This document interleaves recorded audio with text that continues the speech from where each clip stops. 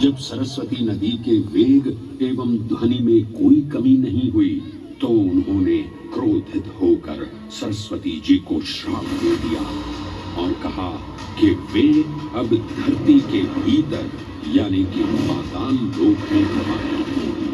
तब से ये माना जाता है कि हिम शिखरों से उद्गमित हुई सरस्वती नदी उत्तराखंड के माना गांव से आगे अपने अदृश्य रूप में प्रवाहित होती है। आगे चलकर यही अदृश्य रूपी मां सरस्वती प्रयागराज में गंगा एवं यमुना नदी से मिलकर त्रिवेणी संगम को पूर्ण करती है। ये प्रयाग नगरी पवित्रता का उद्गम है, जिसके अंश हमें वेदों एवं पुराणों में भी मिलते हैं, जिनमें वर्णित है सुरों असुरों द्वारा हुआ समुद्र मंथन। अमृत प्राप्ति के लिए सुरों और असुरों ने एकजुट होकर क्षीर सागर का मंथन किया, जिसके संदर्भ में पुराणों में विभिन्न कथाएं देखने को मिलती हैं। उन्हीं कथाओं में एक कथा महर्षि दुर्वासा और इंद्रदेव से संबंधित है।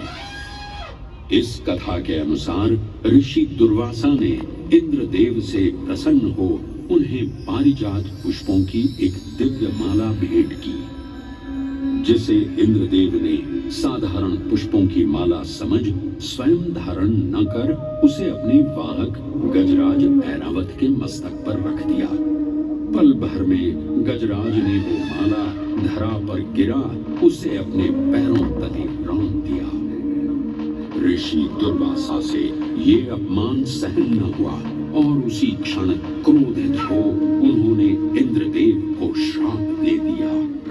हे अहंकारी इंद्र, तेरा इतना दुस्साहस कि तूने मेरा अपमान किया। जिस वैभव एवं शौर्य पर तू इतरा रहा है, क्षण भर में ही तेरा ये वैभव, प्रतिष्ठा, शक्तियां सब नष्ट हो जाएंगी।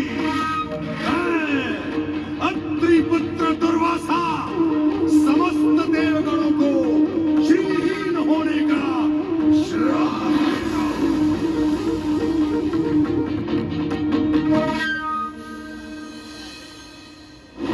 इस श्राप के परिणाम स्वरूप स्वर्गलोक से लेकर वैकुंठ धाम तक का सारा वैभव चला गया।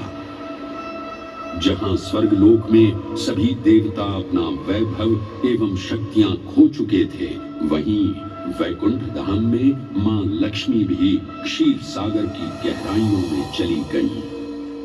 उनके जाते ही सृष्टि का संतुलन बिगड़ने लगा एवं असुर राजा बलि ने तीनों लोक अपने अधीन कर लिए। ये सब देखकर सभी देवतागण अपने श्राप के निवारण हेतु भगवान विष्णु की शरण में जा पहुंचे और कहने लगे, हे पालनहार, हे स्वामी, अब आप ही हमें इस श्राप से मुक्त होने का मार्ग बता सकते हैं, अन्यथा हम अपनी शक्तियों से सदैव वंचित ही रहेंगे और युद्ध में कभी भी असुरों का सामना नहीं कर पाएंगे। हे देवराज, ऋषि दुर्वासा के श्राप से सभी देवतागण जीवन मृत्यु के काल चक्र में बंध चुके हैं। इस काल चक्र एवं श्राप से मुक्त होने के लिए अब केवल एक ही मार्ग शेष है और वो है समुद्र मंथन। इस समुद्र मंथन से निकलने वाले रत्न ही आपके खोए हुए यश, वैभव और कीर्ति को पुनः स्थापित करेंगे।